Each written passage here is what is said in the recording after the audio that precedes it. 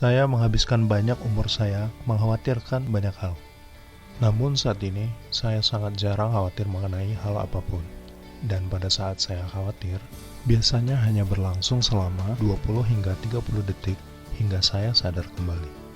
Hal ini membuat hidup saya menjadi 100 kali lebih baik. Jadi, jika Anda sedang mencari cara untuk berhenti khawatir atau stres akan sesuatu, berarti Anda sudah mengerti akan keuntungannya. Dan sebagai gambaran singkat untuk Anda benar-benar dapat mempunyai waktu untuk menikmati hidup. Karena Anda tidak akan terus-menerus merasa gelisah dan tidak bahagia. Ya, saya pikir ini adalah hal yang sangat bagus. Jadi sekarang saya akan membahas 4 ide besar pada buku karangan Dale Carnegie, How to Stop Worrying and Start Living. Bagaimana cara untuk berhenti khawatir dan mulai untuk benar-benar hidup. Ide besar pertama adalah tanyakan pada diri kita, kemungkinan terburuk apa yang dapat terjadi. Saya ingat semester pertama dulu kuliah, saya terus-menerus mengkhawatirkan tentang nilai yang akan saya peroleh. Apa yang harus saya lakukan apabila saya mendapatkan nilai B-, bukannya A? Ya, udah pasti hidup saya akan berakhir, dan saya tidak akan bisa jadi apa-apa di kemudian hari. Ya, itu benar-benar ada di pikiran saya dulu. Sekarang, beberapa tahun setelahnya, saat saya sedang beres-beres, saya menemukan beberapa nilai ujian saya ditumpukan di dalam kardus. Saya rasa nilai-nilai tersebut gak bakal kepake lagi di sisa hidup saya. Ini adalah contoh apa yang otak lakukan kepada kita. Ia akan ketakutan dengan ketidakpastian. Apabila kita tidak benar-benar mendefinisikan kemungkinan terburuk, otak kita akan berasumsi bahwa mendapatkan nilai B- sama dengan hancurnya masa depan. Ya, seperti itu. Tapi kenyataannya, hal terburuk tidak pernah seburuk itu. Seperti yang saya lakukan sekarang, saya sangat ingin memulai channel YouTube saya sendiri. Tapi saya rasa saya mengalami banyak sekali hambatan. Saya rasa otak saya berpikir bahwa pertama saya buat video, orang akan gak suka dengan videonya. Semua orang akan mengolok-olok saya. Orang-orang akan marah, mereka akan datang dan membakar rumah saya. Kayak, ayolah, kemungkinan terburuk yang mungkin terjadi hanya komentar negatif. Itu doang. Ini juga berlaku untuk hal-hal lain seperti memulai bisnis baru atau berbicara di depan umum.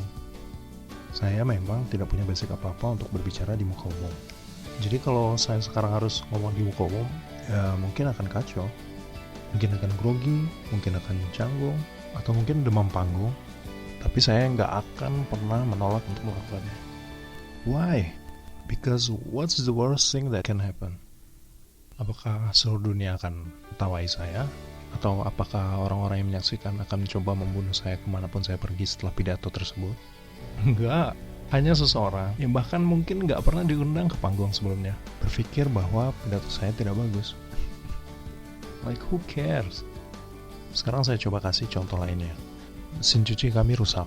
Sekarang, kalau saya tidak sadar dengan kekhawatiran saya akan menjadi sangat kesal. Ya kan? Itu merupakan reaksi yang normal. Kayaknya nggak ada orang yang, wah, mesin cuci rusak, bagus, nggak salah. Nggak. Mestinya kamu marah. Ya, nggak bakal gue nyuci baju lagi. Jadi, saya selama kuliah mencuci baju dengan tangan saya pakai sabun cuci yang nggak jelas. Jadi, kemungkinan buruk apa yang mungkin terjadi? Apakah saya harus mencuci baju-baju tersebut dengan deterjen masa kini dengan bantuan 10 tangan hingga mesin cucinya selesai diperbaiki?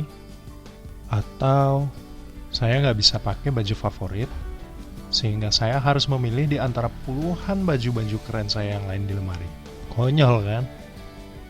Selalu tanyakan pada diri kita, kemungkinan terburuk apa yang mungkin terjadi. Definisikanlah secara jelas. Maka akan kita sadari betapa konyolnya sebagian besar kekhawatiran kita. Yang sebenarnya mengantarkan kita kepada ide favorit saya berikutnya, yaitu the absurdity of it all. Jadi saya punya teman yang terus-menerus khawatir akan banyak hal. Dia ngechat saya dan mulai cerita tentang apa saja yang dia pusingkan dan khawatirkan. Hingga akhirnya saya katakan, oke, cukup. Carnegie bercerita tentang seorang pria pada Perang Dunia Kedua yang terkurung di dalam sebuah kapal selam dan pada dasarnya sadar bahwa ia akan mati dalam beberapa jam ke depan. Dan dia duduk berpikir, merenungi apa saja yang dulu pernah ia khawatirkan pada saat dia di rumah dan betapa konyolnya itu semua. Dan ia berjanji untuk tidak menyia-nyiakan hidupnya bila ia selamat nanti. Saya ada satu contoh kontemporer lagi yang baik untuk kita renungi. Orang-orang dipenggal kepalanya setiap hari. Setiap hari. Satu alasan kenapa itu bukan kita adalah karena kita lahir di tempat tertentu yang jauh dari konflik, sedangkan mereka tidak. Cuma itu. Sekarang kembali ke teman saya yang sering mengeluh tadi. Saya bilang ke dia, jadi ini yang harus kamu lakukan. Setiap hari kamu mulai pagi dengan menonton video kepala seseorang yang sedang dipenggal. Kemudian kamu bisa lanjutkan aktivitas harimu seperti biasa. I know this is morbid, but I don't care. Dia mulai panik dan berkata bahwa dia tidak kuat melihat darah. Sekarang ini pokoknya. Kalau kamu tidak khawatiran, that's good. You don't have to watch anything. Tapi jika kamu masih terus mengkhawatirkan hal remeh, stupid shit setiap saat, you have a disease. Jadi kamu harus berobat dulu, atau jangan pernah tanyakan bagaimana cara untuk tidak khawatir lagi. Ever. Jadi ini yang ingin saya terangkan ke Anda. Apabila Anda memulai hari dengan melihat kepala seseorang dipenggal, maka tidak ada, benar-benar tidak akan ada kejadian di hari itu yang bisa membuat Anda kesal. Pada saat Anda melihat kepala seseorang dipenggal, maka Anda akan merasakan hal aneh jika Anda mulai komplain tentang bagaimana Anda mulai malas bekerja di hari itu. Apa yang akan Anda lakukan karena Anda mendapatkan nilai B-, bukannya A? Atau bagaimana mesin cuci Anda bisa rusak? Atau hal-hal remeh lainnya? Anda akan menyadari bahwa bila pria itu diberikan kesempatan hidup dan harus menggunakan baju kotornya yang sama seumur hidupnya, dia akan menjadi orang yang paling bahagia di dunia. Sadari kekonyolan itu semua. Ide besar ketiga adalah tetaplah sibuk.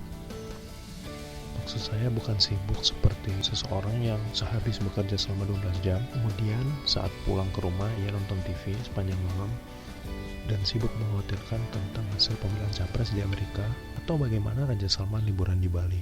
Maksud saya bukan seperti itu. Tapi sibuklah dengan hal-hal positif yang Anda sukai. Sebagai contoh, saya senang untuk tetap sibuk dengan membaca buku yang saya suka, diskusi dengan kedua orang tua, atau mengerjakan proyek yang saya sukai seperti membuat video ini. Inilah yang akan terjadi jika Anda melakukannya. Otak kita tidak bisa fokus terhadap dua hal sekaligus. Anda bisa coba sekarang jika mau. Sekarang Anda coba pikirkan tentang mesin cuci Anda yang rusak, sembari fokus menonton tim bola kesayangan Anda sedang bertanding. Gak bisa, otak kita gak seperti itu. Jadi cara untuk menghilangkan pikiran negatif adalah dengan memulai memasukkan pikiran positif ke dalamnya.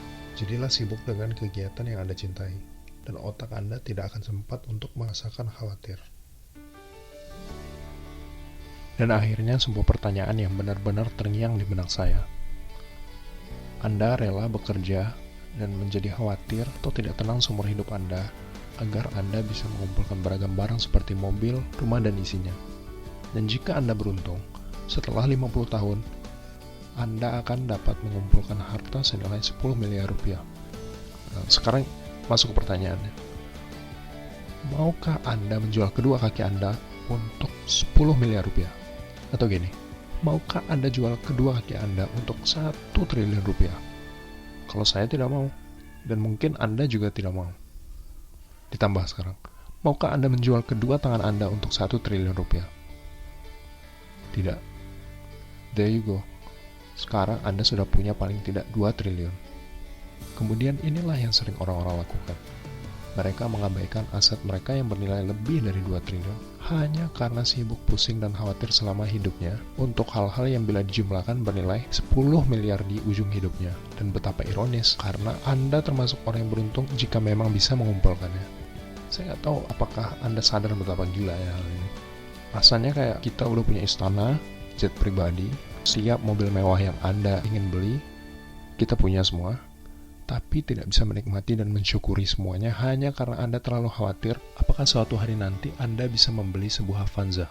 That is crazy and sad. Jadi Anda sudah punya semuanya, yang Anda nilai triliunan rupiah.